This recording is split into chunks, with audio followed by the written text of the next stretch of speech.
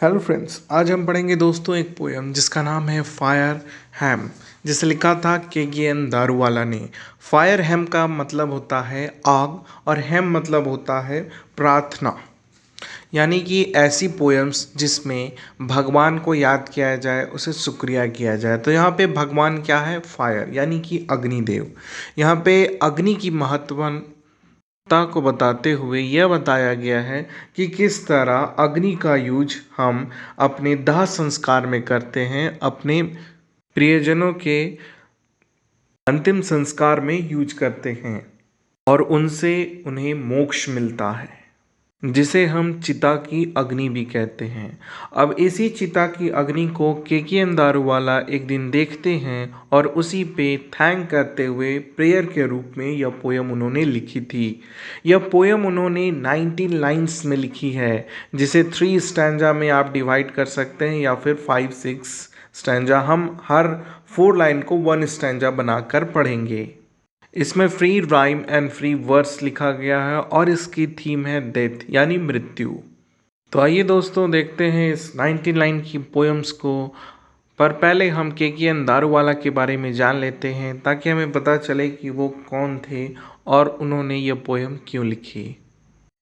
के दारूवाला, जिनका जन्म हुआ था 1937 में। यह एक इंडियन पोइट थे और ये शॉर्ट स्टोरी राइटिंग करते थे इंग्लिश में।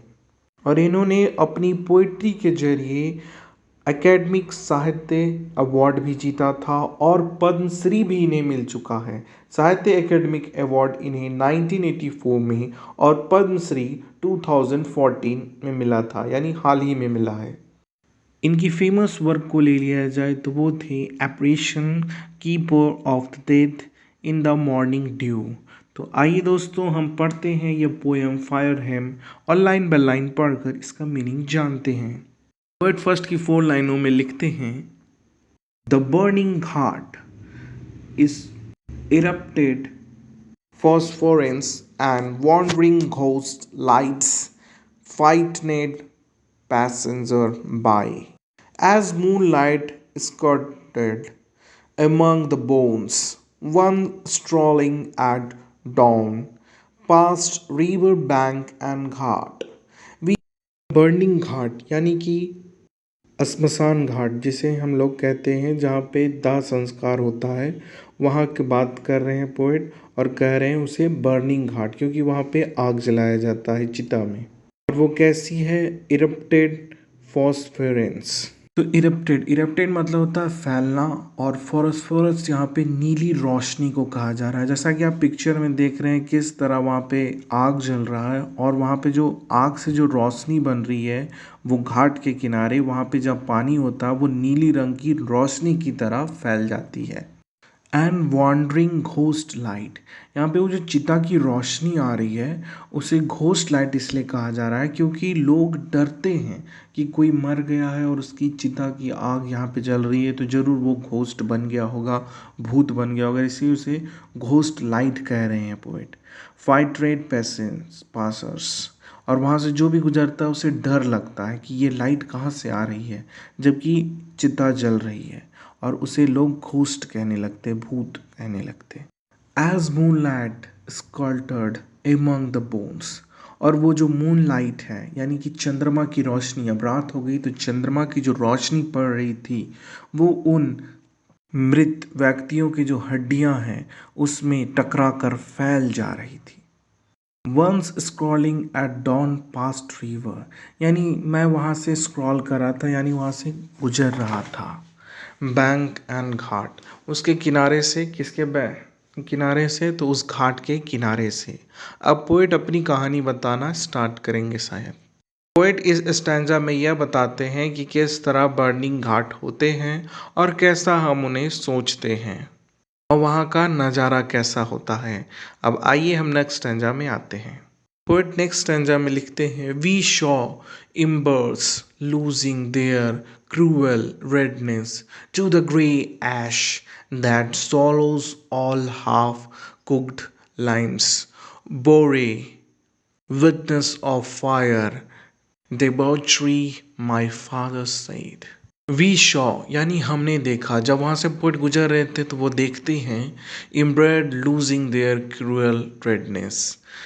इम इम्बर्स मतलब होता है अंगारे, जैसे कि कोयला का जो लाल पार्ट होता है ना वो, तो उससे वो जो रेडनेस है, वो जो आग से वो जा रहा था, अब उस कोयले से वो लाल रंग जा रहा था। और वो रेडनेस जो जा रहा था तो उसके बाद मतलब लकड़ी का कोयला बुझ जाता है टू द ग्रे एश, और कैसा कन्वर्ट हो जाता है, राख में। जैसा कि आप पिक्चर में देख रहे हो किस तरह राख बिखरी पड़ी है। पर राख ने अपना जो आग जो जलाया गया था उसका काम नहीं किया है पूरा। आग ने हाफ कुक्ड ही छोड़ दिया, यानी कि वो लाश जो है वो आधी ही जली है, पूरी नहीं जल पाई। और यहाँ पे आग भी बुझ चुकी है, वो जो रेडनेस था उस लकड़ी के कोयले में वो बुझकर अब ऐश यानी कि राख बची है। Bore witness to fire thy debauchery. Debauchery मतलब होता है धोखा। तो यहाँ पे आग जो है वो क्या दे रहा है, धोखा, और मैं उसका विटनेस हूँ, यानी मैंने अपनी आँखों से देखा है कि किस तरह लोगों को आग धोखा दे रही है और आधा ही जला रही, यानी आधा ही खत्म कर रही है उस शव को। ऐसा मेरे फादर ने कहा, माई फादर सेड। अब देखते हैं पोएट के फादर क्या कहते हैं। तो पोएट के फादर लिखते हैं, You see those half-burned fingers and the bone stubs. The fire at times forgets its dead. A Zoroastrian, my child, fingers clenched into a little knots of pain. I sure to show fire from the sin of forgetfulness. You see those half burn fingers. अब poet के जो father हैं वो कह रहे हैं कि क्या तुमने वो आधी जली हुई उंगलियां देखी है, जैसा आपको पिक्चर में दिख रहा है दोस्तों, उसी तरह बोन जो है वो बच गया था और आग बुझ गई है। तो वही देखकर फादर अपने सन को कह रहे हैं कि क्या तुम वो हाफ बर्न फिंगर्स देख रहे हो एंड बोन स्ट्रब्स, और वो हड्डियाँ जो वहाँ पे बिखरी हुई है आधी जली हुई। The fire at the time forgotten its death. और आग ने इस वक्त भूल गया है कि उसका काम क्या था, उसे डेड बॉडी को पूरी तरह से जलाना था, ये वो भूल गया। A Zoroastrian I my child fingers clean shed. तो जोरोस्ट्रियन यहाँ पे पारसीस को कहा जाता है। तो पोएट के फादर कह रहे हैं कि मैं एक जोरोस्ट्रियन हूँ, यानी मैं एक पारसी हूँ, और माई चाइल्ड यानी मेरे जो बच्चे के जो फिंगर्स हैं वो एक दूसरे की मुट्ठी में बन गए हैं और वो डर रहा है। ऐसा लग रहा है जैसे बच्चे की मुट्ठी नहीं बन जाती और सारे उंगली जो है वो चिपक जाते हैं, उसी तरह उस बच्चे के साथ हो रहा है जो अपने फादर के साथ आया है। और उसके फादर उसे बोन के बारे में बता रहे हैं कि आग ने कैसे उसे पूरा नहीं जलाया, इस वजह से वो डर रहा है। के बाद into a little knot of pain. अब नॉट मतलब होता है मुट्ठी, और उस बच्चे की जो मुट्ठी है वो दर्द से बंधी हुई थी, उसे दर्द हो रहा था लेकिन वो अपनी मुट्ठी को खोल नहीं रहा था और कसता जा रहा था। आई श्योर यानी श्योर मतलब होता है कसम खाना। मैं कसम खाता हूँ टू सेव फायर, मैं इस आग को बचा लूँगा फ्रॉम द सीन ऑफ फॉरगॉटनफुलनेस। और किससे बचा लूँगा, क्योंकि वो भूल गया है उसे जलाने के लिए, इस चीज़ से मैं उसे बचा लूँगा। यहाँ पे दोस्तों पोएट इसलिए ऐसा कह रहे हैं क्योंकि वो पारसी हैं और पारसी धर्म में जलाया नहीं जाता, शायद वो जला दिए हैं इसलिए वो सब पूरा नहीं जला है, और ये मिस्टेक आग की है और इसीलिए वो शपथ ले रहे हैं कि मैं आग को बचा लूँगा। इसके बाद वो कहते हैं I never forget and 20 years since as I consign my first born to flames the nearest tower of silence was 1,000 miles. The fire hem said to me, You stand forgive. It never forgotten and 20 years since. मैं उसे कभी नहीं भूल सकता, 20 साल पहले जो मैंने कसम ली थी। यहाँ पे पोएट क्लियर करते हैं कि मैं वो छोटा बच्चा था जो कि फादर के साथ गया था, और वो छोटा बच्चा जो उस वक्त डर रहा था वो अब 20 साल बाद ऐसा है, यानी उस चीज को 20 साल बीत चुके हैं। As I consign my first born to flames. As I concern यानी मैं कंसर्न हूँ मेरे पहले बर्थ बॉर्न यानी कि मेरे बच्चे, मेरा पहला बच्चा को मैंने फ्लेम्स यानी कि आग के हवाले कर दिया। शायद उसकी डेथ हो गई थी, इसलिए पोएट ने अपने पहले जन्मे बच्चे को आग के हवाले किया।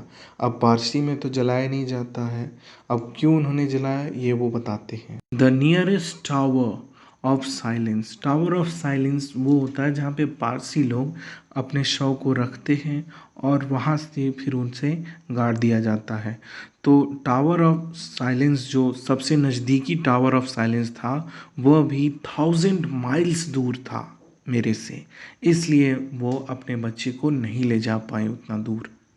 The fire hem said to me you stand for give. The nearest tower of silence यानी टावर ऑफ साइलेंस जो नज़दीकी था वो 1000 माइल था, इसलिए पोएट ने उसे अपने बच्चे को जलाया और इस वजह से वो काफ़ी गिल्ट में थे। तब फायर ने खुद कहा एक सॉन्ग के रूप में कि तुम्हें फॉरगिव यानी तुम्हें माफ़ किया गया क्योंकि तुम मजबूर थे, तुम 1000 माइल तक अपने बेटे के लाश को नहीं ले जा सकते थे।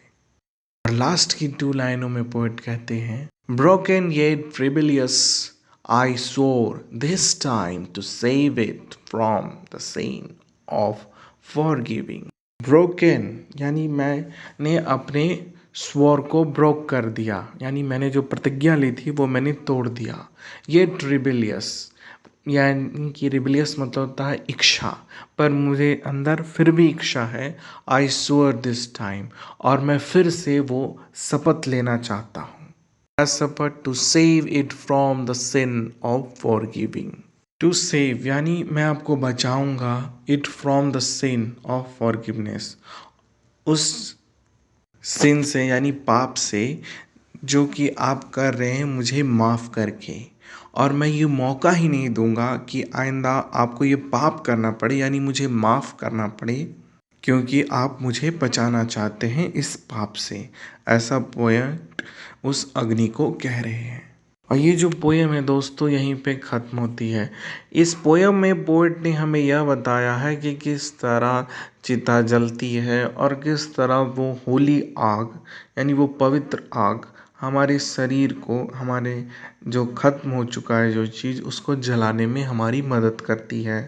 पर पारसी धर्म से हैं पोएट और ये इस चीज़ को नहीं मानते क्योंकि पारसी लोग जलाते नहीं हैं, पर उन्होंने उसे जला दिया और ये पाप उनसे हो गया, पर अग्नि उन्हें माफ़ कर दिया। और अब अग्नि को ही वो पाप से वो बचाना चाहते हैं और कहते हैं कि मैं दोबारा इस चीज़ को नहीं भूलूंगा। तो ये थी दोस्तों पोएम। आपको ये मेरी एक्सप्लेनेशन कैसी लगी हमें कमेंट सेक्शन में बताएं। लाइक करें, शेयर करें, सब्सक्राइब करें। आपने मुझे पूरा सुना इसके लिए धन्यवाद। मैं आपसे मिलूंगा नेक्स्ट स्टोरी नेक्स्ट पोएम में। तब तक के लिए do subscribe and support me. Thank you दोस्तों। जय हिंद।